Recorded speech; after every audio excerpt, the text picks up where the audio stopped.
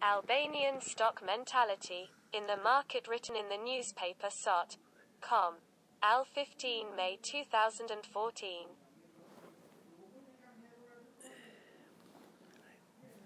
Albanian stock mentality. In circulation by Leon Qafzezi. What we encounter in the general atmosphere of Albanian life is the stock mentality inherited as an atavism of the problematic past of our country. A repressed past whipped by the lack of freedom for centuries, the wars for independence.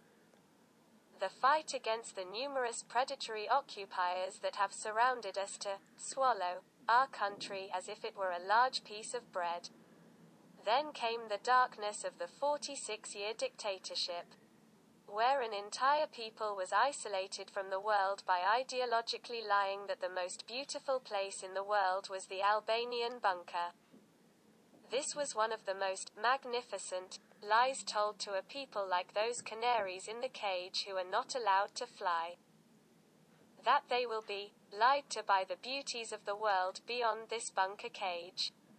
While these elites, those who propagated this with such fury, but also defended it with violence, for themselves traveled the whole world with the sweat and blood of this isolated people.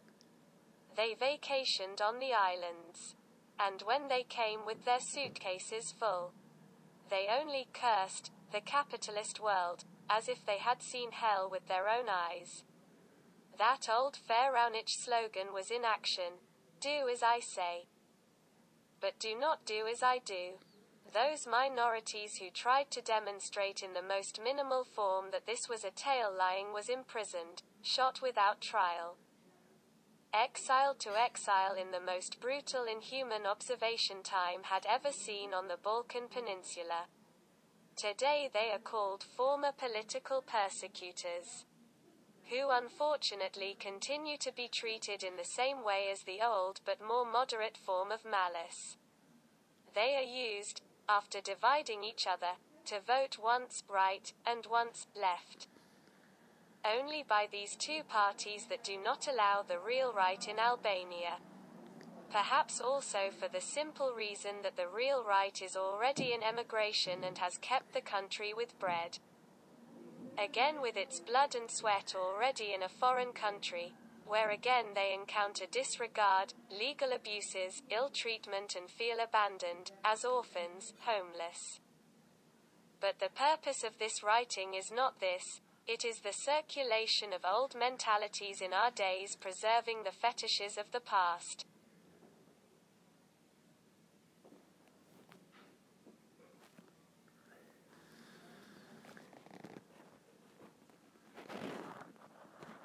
It was a gloomy, criminal mentality, which from time to time raised its head according to unfavorable party situations, but always at the expense of the people.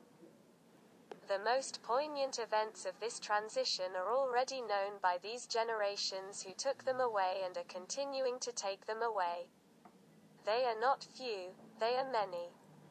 The fetishes of the past have created an urbanism in all areas of life. The same works of art that yesterday caressed the dictatorial power are again in the spotlight today despite being formerly. The same literary works are stimulated today together with a handful of demonic authors, despite the fact that they are known to have been tainted, spies, provocateurs, servile and agents of the previous regime. They, like yesterday, when they had the support of the dictatorship, today they have the support of democracy. Because for the simple utilitarian reason that many of them are in the direction of the country today and they continue to serve today just like yesterday with a servile humble servant humility. It is for these values that they reap the many benefits of the waste left behind by these big money appetites. These serviles of the party yesterday are today, with a greater dose of servility. They rise high as almost symbolic figures under the shadow of the quality of yesterday's literature. In fact, this is the appearance of things. They are decorated and given honorary titles, again from the former masters of yesterday for the loyalty they show and today with their unscrupulous servility and not for deeds. This false medal creates a huge gap between true values and false values.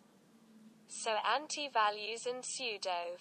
It is known from an old Indian saying that fertilizers always float to the surface. The misfortune is that even today generations with a somewhat limited knowledge of the evolution of the country's history in these 70 years, simply for the simple reason that they did not live those times, think they are living a new life. This probably comes as well from the very factor of time that has flowed like that raging river. Not only logs, but also cars, televisions, cell phones, computers, so quite the latest discoveries of world technology. But these are just an external performance, which does not change the old interior, already somewhat liberal. Political activity, or artistic activity, despite their peculiarities, also have common sides. They have authorship. And many authors, whether politicians or artists, have their secret sides in their political or artistic activity. Many of them would be confused if we asked them to tell the stories of their works, the causes and consequences, the circumstances in which they have acted or created. Especially they would find it much more difficult to speak and tell with pure sincerity, especially about the spiritual, mental states, at the time when they acted in a way as they saw fit, or when they created against their will, and today they do everything to show, or argue, the opposite. The closed cycle of circulation of the country's elites will be opened, because in this way we will have a healthy circulation of oxygenation of the country's organism.